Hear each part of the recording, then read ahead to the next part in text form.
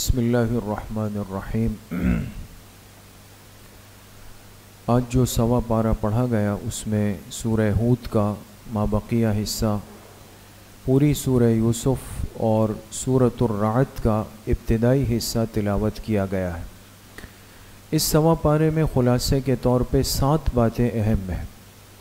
پہلی بات جو سورہ ہود کے آخر میں ہے، اللہ پاک نے تعریف فرمائی اس عمل کی جس میں دوام ہو، استقامت ہو اور جس میں پابندی ہو، اور حکم دیا اپنے محبوب پیغمبر جناب رسول اللہ صلی اللہ علیہ وسلم کو کہ آپ کو جن احکامات کی تعلیم دی جائے، وحی آپ پہ اتاری جائے تو آپ اس پر استقامت سے لگے رہیے۔ وَاسْتَقِمْ كَمَا أُمِرْتَ، جیسا آپ کو حکم دیا جائے آپ اس پر مضبوطی کے ساتھ کھڑے رہیے۔ یہ استقامت ہے۔ انسان کسی عمل کو شروع کر دے اور پھر شروع کرنے کے بعد اس پر جم جائے، یہ اصل کمال ہے۔ ہمت کی بات یہ ہوتی ہے کہ نیک عمل پر انسان پابندی کے ساتھ لگا رہے۔ اگر انسان کسی نیکی کے کام کو شروع تو کرے، جیسے آج کل ہمارے ہاں ایک مزاج ہے کہ ہم جذباتی بہت زیادہ ہیں، کوئی چیز دیکھ لی، سن لی یا کوئی تصویر نظر سے گزر گئی تو مزاج میں ایک جذبات کا تلاطم آ جاتا ہے اور انسان اس جوش اور جذبے کے اندر آ کے ایک کام شروع کر دیتا ہے۔ لیکن چونکہ یہ اللہ پاک کا ضابطہ ہے کہ جذبات کی عمر بہت کم ہوتی ہے، یہ زیادہ نہیں چلتا، تو نتیجہ یہ کہ ایک دن جذبات ہوئے، بیٹھ گئے، قرآن کریم لیا اور 10 پاروں کی تلاوت کر لی، جذبات تھے۔ اب اگلے دن جب بیٹھے تو نہ وہ ہمت ہے، نہ وہ طبیعت ہے، نہ ذوق ہے۔ اب وہ 10 پارے پورے کرنے ہیں لیکن گرتے پڑتے ٹوٹتے پھوٹتے، تیسرے دن اس سے زیادہ ڈھیلے، چوتھے دن اس سے زیادہ کمزور، 5ویں دن بالکل چھٹی ہو گئی۔ اسی لیے حدیث پاک میں آپ علیہ الصلاۃ والسلام نے فرمایا احب الاعمال الی اللہ ادومها وان قل، فرمایا اللہ کے نزدیک سب سے محبوب اعمال وہ ہے کہ جس میں دوام ہو، پابندی ہو، اگرچہ وہ تعداد میں کم ہو۔ تو اس لیے انسان جب کسی عمل کا آغاز کرے تو اپنی ہمت کو، طاقت کو دیکھ لے اچھی طرح۔ بھئی ایک پارے کی تلاوت ہو لیکن روز ہو، ہے نا؟ انسان اشراق، چاش، توابین، تہجد 2 رکعتیں پڑھے، مختصر کر کے پڑھے لیکن روز پڑھے، یہ اصل کمال ہے۔ تسبیحات اپنی ہمت کے بقدر پڑھے لیکن روز پڑھے۔ صدقہ اپنی استطاعت کے بقدر دے لیکن پابندی کے ساتھ دے، یہ استقامت ہے اور اس کی تعریف کی گئی۔ دوسری بات سورہ یوسف میں، جو قرآن کریم کی بڑی خوبصورت اور عظیم الشان صورت ہے جو آج تلاوت ہوئی ہے، اور چونکہ اس صورت میں تقریباً ابتدا سے لے کر انتہا تک اللہ کے جلیل القدر پیغمبر حضرت یوسف علیہ الصلاۃ والسلام کا قصہ بہت تفصیل کے ساتھ بیان ہوا، اور خود اللہ پاک نے فرمایا کہ نحن نقص علیک احسن القصص، اے میرے حبیب صلی اللہ علیہ وسلم، ہم آپ کو جو قصہ سنانے لگے ہیں یہ بہترین قصوں میں سے ایک ہے، احسن القصص۔ اب احسن کیوں فرمایا؟ تو مفسرین نے اس کی 2 توجیحات لکھی۔ ایک وجہ تو یہ لکھی ہے کہ اس واقعے کو، حضرت یوسف علیہ السلام کے قصے کو حد درجہ مناسبت اور مشابہت ہے آخری پیغمبر جناب رسول اللہ صلی اللہ علیہ وسلم کے ساتھ۔ جو حالات ان پر آئے اور جن کی طرف سے آئے اور جس کیفیت میں آئے، اللہ پاک نے فرمایا بالکل اس کا منظرنامہ اور اس کا عکس آپ کی زندگی میں آئے گا۔ تو یہ قصہ تھا جس نے پہلے سے بہت سارے معاملات کو واضح کیا۔ دوسری توجیہ مفسرین نے لکھی اور وہ ہم سب کے لیے بڑی اہم ہے کہ اگر اس قصے کو انسان بغور دیکھے، سنے اور سمجھے تو ہر انسان کی زندگی میں آنے والے حالات اور مراحل اس قصے میں انسان کو مل جاتے ہیں، کہ آپ کو ملے گا کہ آپ پر کیسے کیسے حالات آئیں گے، کیسے کیسے رشتے آپ کو ستائیں گے، اپنوں سے تکلیف زیادہ پہنچے گی، کیا کیا منصوبے اس دنیا کے اندر بنتے ہیں، لیکن پھر مشکل حالات سے نکلنے کا ایک طریقہ مسلمان کے پاس کیا ہونا چاہیے؟ آیا وہ مایوس ہو جائے یا وہ اللہ پاک کی طرف جڑا رہے، تعلق قائم رکھے؟ تو ہماری زندگی کے جتنے مراحل و حالات ہیں، آپ یقین کریں انسان جب بغور اس صورت کو پڑھتا ہے، سمجھتا ہے تو حیران ہو جاتا ہے، اور بعض دفعہ انسان کو ایسا لگتا ہے کہ شاید میری زندگی اس میں کھولی گئی، جو حالات میں دیکھ رہا ہوں۔ اس لیے اس کو فرمایا بہترین قصوں میں سے۔ تیسری بات، اس پوری صورت سے علماء نے عبرت کی 5 باتیں اخذ کی، بڑی قیمتی باتیں۔ ایک بات یہ نکالی، فرمایا کہ بعض دفعہ انسان کو اپنے حالات مصیبت لگتے ہیں لیکن اس کے نتیجے اور انجام میں خیر ہوتی۔ انسان کو لگتا ہے کہ یہ تو مجھ پہ بڑی مصیبت آ گئی یار، اب کیا ہوگا، لیکن در حقیقت جب وقت گزرتا ہے تو پتہ چلتا ہے کہ ان حالات میں بہت بڑی خیر پوشیدہ تھی، جیسے یوسف علیہ السلام کے ساتھ۔ دوسری بات جو اس قصے سے معلوم ہوئی کہ ہر روحانی مرض بہت بڑی مصیبت ہے، لیکن ایک روحانی مرض پھر بہت خطرناک ہے، اور وہ ہے حسد، کہ ایسی بدترین چیز ہے کہ بھائیوں کو اپنے بھائی کے قتل تک پر آمادہ کر سکتی ہے۔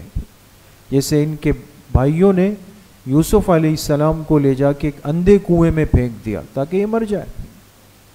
تیسری بات جو اس سے معلوم ہوتی ہے وہ یہ ہے کہ اچھی تربیت کا بہرحال اچھا نتیجہ نکلتا ہے۔ جہاں بڑوں کی تربیت اولاد کے ساتھ اچھی ہو تو اس کا نتیجہ بہت خوبصورت ہوتا ہے۔ یوسف علیہ السلام پر کیا کچھ نہیں ہوا ہے نا، کون سا ظلم نہیں کیا، کرنے والے بھی پھر اپنے بھائی۔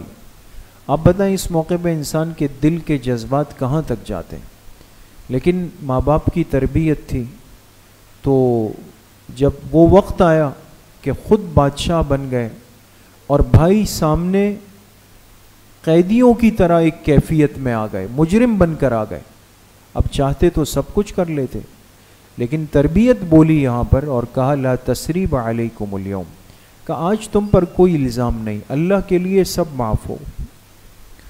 چوتھی بات جو اس قصے سے سمجھ میں آتی ہے کہ اجنبی مرد اور عورت کا خلوت میں بیٹھنا یہ بہت بڑا فتنہ ہے، چاہے ایک ایسا شخص جس کو آگے چل کر نبوت ملنی ہو وہ بھی آزمائش میں آ سکتا ہے۔ اس لیے دیکھیں نا، یوسف علیہ السلام کو تو آگے اللہ کا نبی بننا تھا، اور جو نبی بننا ہوتا ہے وہ فطری طور پہ اللہ کی طرف سے معصوم ہوتا ہے، محفوظ ہوتا ہے، لیکن ایک عورت نے ان سے بھی فائدہ اٹھانے کی کوشش کی اور ان کو بھی گناہ پر آمادہ کرنے کی کوشش کی جب اس کو تنہائی میسر آ گئی۔ اس لیے آپ علیہ السلام نے اپنی امت کو منع فرمایا کہ لا تخالط المرأۃ، فرمایا کسی اجنبی عورت کے ساتھ کبھی خلوت مت کرنا ورنہ تم میں تیسرا شیطان بیٹھا ہوگا۔ پانچویں بات جو اس صورت سے معلوم ہوتی ہے، اللہ پاک نے فرمایا کہ صبر کا انجام بہت اچھا ہوتا ہے۔ جو انسان مشکل حالات اور آزمائشوں پہ صبر کر لے، اور صبر سے مراد کیا ہے دوستو؟ صبر سے مراد 2 چیزیں، اللہ کے فیصلوں پہ راضی رہنا، اللہ سے گلہ شکوہ نہ کرنا، یہ 2 باتیں۔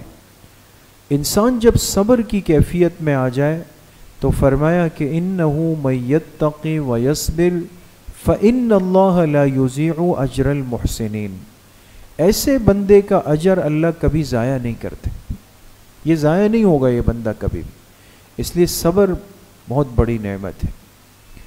چوتھی بات جو سورہ یوسف سے ایک عبرت کی بات پتہ چلتی ہے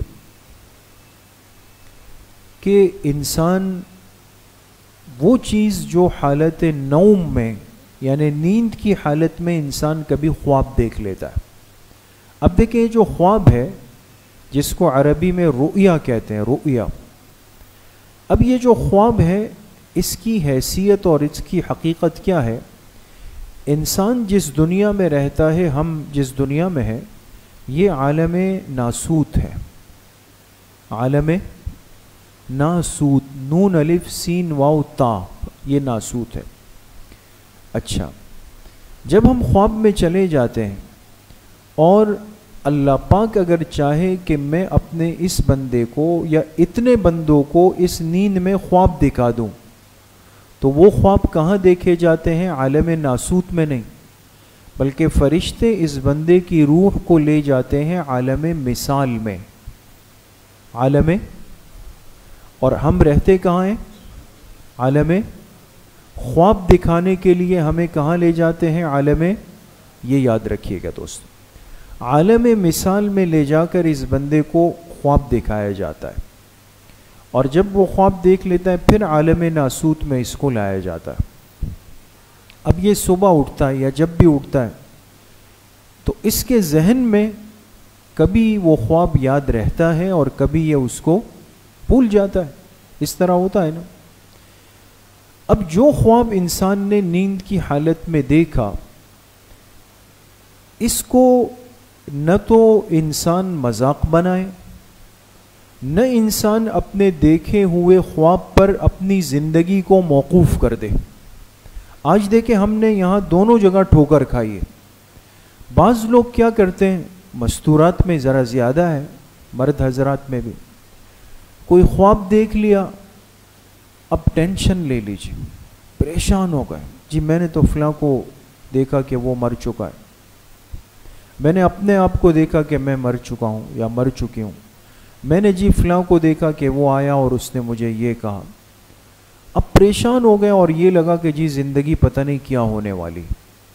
یاد رکھے دنیا کا نظام خوابوں پہ اللہ نے نہیں چلایا، یہ طے شدہ بات ہے. بعض لوگ کیا ہوتے ہیں، وہ خواب کو مذاق بناتے ہیں. او جی میں نے رات کو خواب میں دیکھا کہ جی میں پرندوں کے ساتھ آسمانوں پہ اڑ رہا ہوں، جی یہ ہو گیا اور وہ ہو گیا، اور میں جلد ہی امریکہ جانے والا ہوں، اور میں جلد ہی ملک کا وزیر. یعنی ایک چیز کو ایک لعبہ بنا دیا، کھیل کھلونا بنا دیا. ایک مسلمان کے لیے خواب کی کیا حیثیت ہے اور کیا حکم ہے؟ حدیث پاک میں آپ علیہ الصلاۃ والسلام نے حکم دیا کہ تم اپنا خواب بیان مت کرو کسی کو، الا حبیبا او لبیبا، الا حبیبا او لبیبا، دو الفاظ. یا تو اپنا خواب اس شخص کو بیان کرو جو تمہارا مخلص دوست ہے، یا اس کو بیان کرو جس کو اللہ نے خواب کی سمجھ دی ہے. ان دو کے علاوہ کسی سے بیان مت کرو. لہٰذا انسان نے خواب دیکھا، شوہر ہے، ظاہر سی بات ہے بیوی سے مناسبت زیادہ ہے، ماں باپ سے زیادہ ہے، سگے بہن بھائیوں سے زیادہ ہے، مخلص دوستوں سے زیادہ ہے، ان سے بیان کر سکتا ہے. وہ الٹی سیدھی بات نہیں کریں گے. یا پھر یہ کہ خواب دیکھا، سمجھ نہیں آ رہا، کبھی پریشان ہو رہا ہے کبھی خوش ہو رہا ہے، تو اپنے دماغ پہ بوجھ نہیں ڈالیں. آپ جا کے کسی عالم سے، کسی دیندار آدمی سے خواب بیان کر دیں، وہ آپ کو اس کی مناسب تعبیر بتا دیں گے. سورہ یوسف کے اندر اللہ پاک نے ایسا ہی ایک واقعہ ذکر کیا، تفصیل کا وقت نہیں ہے، کہ یوسف علیہ السلام ان پیغمبروں میں سے جنہیں خوابوں کی تعبیر کا علم دیا گیا. اور یاد رکھیں خواب کی تعبیر یہ کسبی نہیں، وہبی ہے.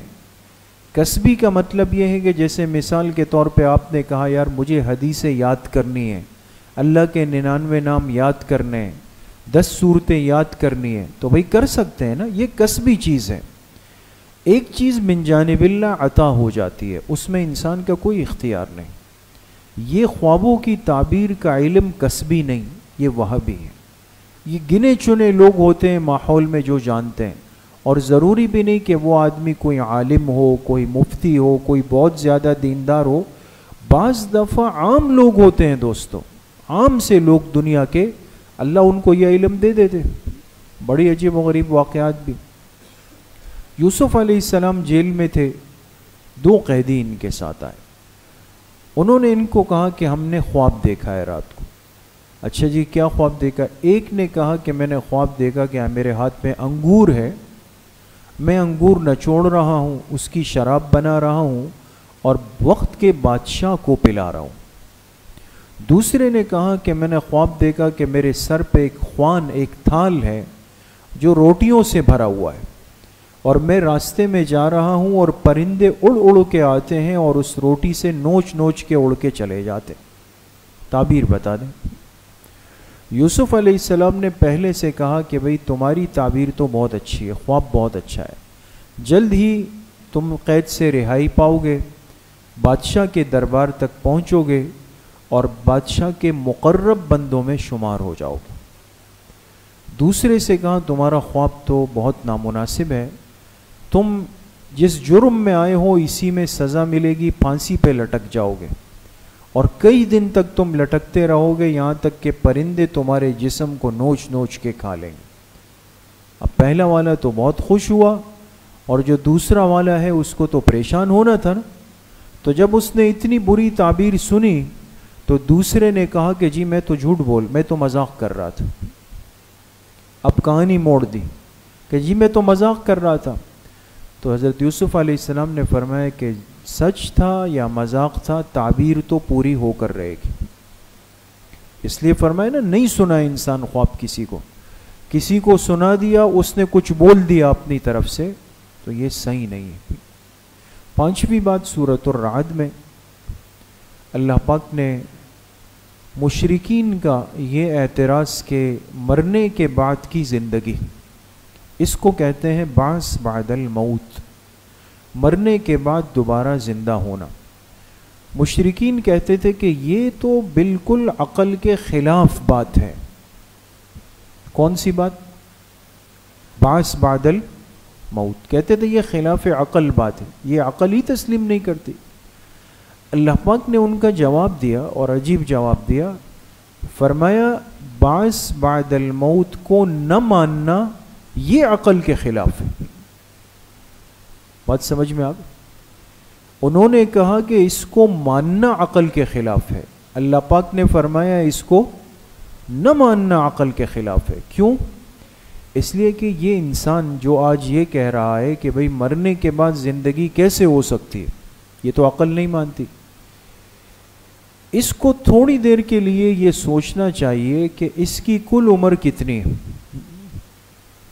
ہر انسان کی ایک عمر ہے نا بھئی، کوئی 30 سال کا ہے، کوئی 50 سال کا ہے، کوئی 40 سال کا ہے. جو 40 سال کا ہے مثال کے طور پہ یہ سوچے کہ میری عمر 40 سال ہے، 40 سال سے پہلے میں کہاں تھا؟ یہ تھا؟ نہیں تھا نا. بھئی ہم میں سے ہر ایک کی ایک عمر ہے، اس عمر سے پیچھے آپ چلے جائیں. 1990 میری پیدائش ہے، 1980 میری پیدائش ہے. 1980 سے پہلے میں کہاں تھا؟ بھئی میں تھا ہی نہیں تھا. میرا نام بھی نہیں تھا، میرا وجود بھی نہیں تھا، کوئی چیز بھی نہیں تھا، عدم تھا. اللہ نے 1980 میں وجود دیا. ایک چیز سرے سے تھی نہیں لیکن وجود میں آ گئی، میں اس کو مانتا ہوں. تو بڑی عجیب بات ہے کہ ایک چیز کا وجود موت کے ساتھ ختم ہوگا، مٹی میں جائے گا. اس کو اللہ پاک جو چیز وجود میں تھی پھر مٹی میں گئی، دوبارہ اسی چیز کو وجود کے اندر لے آئے. یہ تو بالکل عقل کے مطابق. بات سمجھ گئے؟ بھئی ایک گاڑی نہیں تھی، گاڑی بن گئی، یہ ذرا مشکل لگتا ہے. لیکن گاڑی کو اسکریپ کر دیا پھر اس کے ٹکڑے جوڑ دیے، یہ ذرا آسان ہے نا. اب کافر یہ تو مانتا ہے کہ ایک چیز پہلے تھی نہیں، وہ وجود میں آ سکتی ہے، اور جو تھی پھر ٹکڑے ٹکڑے ہو کے دوبارہ بنائی جائے، کہتے ہیں یہ خلاف عقل ہے. 6ٹھی بات جو سورۃ الرعد میں ہے، اللہ پاک نے انسان کو اپنی ایک نعمت بیان فرمائی، اور وہ بڑی عظیم نعمت ہے کہ ہر انسان کے ساتھ حفاظت کا ایک غیبی نظام ہر وقت لگا ہوا ہے. لہو معقبات من بین یدیہ ومن خلفہ یحفظونہ من امر اللہ. فرمائے انسان کے ساتھ ہم نے فرشتوں کو جوڑ کر رکھا ہوا ہے جو دائیں بائیں سے اس کی حفاظت کے اندر لگے ہوئے. دیکھیں ہمیں تو اندازہ بھی نہیں اس نعمت کا، لیکن اللہ کے فرشتے ہر ایک کے ساتھ حفاظت کے لیے لگے ہوئے. اس لیے دیکھیں نا دنیا میں کتنے موقع آتے ہیں کہ انسان خود سوچتا ہے کہ اگر تو یہ 2 سیکنڈ پہلے اگر میں یہاں ہوتا تو پتہ نہیں کیا ہو جاتا. ہوتا ہی نہیں ہوتا. انسان کبھی روڈ پار کر رہا ہوتا ہے، اچانک گاڑی آئی اور ٹائروں کی چرچراہٹ کی آواز آئی اور گاڑی دائیں بائیں ہو کے رک گئی. بھئی خدا نہ خواستہ اس کا بریک نہیں لگتا تو میں کہاں ہوتا. یہ جو سارے حفاظت کے انتظام یہ اللہ کی طرف سے ہوتے. 7ویں اور آخری بات، اللہ پاک نے ایک مثال دی حق کی اور باطل کی. فرمائی اہل حق کو کبھی بھی باطل سے ڈرنا اور گھبرانا نہیں چاہیے، اس لیے کہ باطل ہمیشہ تعداد میں زیادہ ہوتا ہے ہر زمانے میں. ایسا نہیں کہ آج زیادہ ہے، یہ ہمیشہ باطل تعداد میں زیادہ ہے. لیکن اس زیادتی کو اللہ پاک نے تعبیر کس چیز سے کی؟ فرمایا یہ زبد، فَأَمَّا الزَّبَدُ فَيَذْهَبُ جُفَاءً. زبد کہتے ہیں کس چیز کو؟ جھاگ کو. جھاگ جانتے ہیں دوستو، ہے نا؟ اب جو جھاگ ہوتی ہے یہ ہمیشہ پھولی ہوئی ہوتی ہے، اس کا پیٹ بڑا ہوتا ہے اور انسان کو لگتا ہے کہ پتہ نہیں اس میں کیا کچھ ہے. لیکن اس جھاگ میں اگر بچہ ایسے انگلی اندر کر دے تو ختم، سب چیز چلی گئی. تو اللہ پاک نے فرمایا فَأَمَّا الزَّبَدُ فَيَذْهَبُ جُفَاءً. باطل تو جھاگ ہے اور یہ ہوا کے اندر ذرات کی شکل میں ہو کے ختم ہو جائے گا. لیکن جو حق ہے وَأَمَّا مَا يَنْفَعُ النَّاسِ فَيَمْكُثُ فِي الْأَرْضِ. جو حق ہوتا ہے اللہ پاک اس کو زمین کے اندر جماؤ دے دیتے ہیں اور مضبوطی اس کو دے دیتے ہیں. اس کی ایک جڑ ہوتی ہے. تو حق کی جڑ ہے، باطل کی جڑ نہیں. باطل تو جھاگ ہے. لیکن اہل حق کو اگر اپنی طاقت کا اندازہ ہو جائے کہ مجھے اللہ نے کتنی طاقت دی. آج چونکہ اہل حق کو یہ لگتا ہے کہ بھئی ہم تو تعداد میں کم، وسائل میں کم، اسباب میں کم، پیسوں میں کم، اتنے بڑے باطل سے ہم کیسے ٹکرائیں گے. لہذا کبھی کبھی دیکھیں نا بیوقوفانہ باتیں ہو بھی جاتی ہے کہ بھئی جب لڑ نہیں سکتے تھے کیوں چھیڑ چھاڑ کی. بعض ایسے ہمارے مسلمان بھائی بھی ہیں جو اس وقت غزہ اور فلسطین اور قبلہ اول کے مجاہدین سے کہتے ہیں کہ بھئی آپ میں جب سکت نہیں تھی آپ نے کیوں ان کو چھیڑا. مقصد یہ کہ یہ کافر تم پر سر پر سانپ بن کے بیٹھا رہے اور تمہاری عزت سے، ایمان سے، غیرت سے کھلواڑ کرتا رہے، لیکن چونکہ تم تعداد میں کم ہو تو لہٰذا ان کو اپنے اوپر مسلط کر دو. کتنی بد نصیبی کی بات ہے. تو اللہ پاک نے فرمایا باطل جھاگ ہے اور جھاگ تو ہوا کے اندر اڑ جاتا ہے، حق کو اللہ پاک جماؤ دے دیتے. اللہ پاک صحیح عمل کی توفیق نصیب فرمائے. السلام علیکم.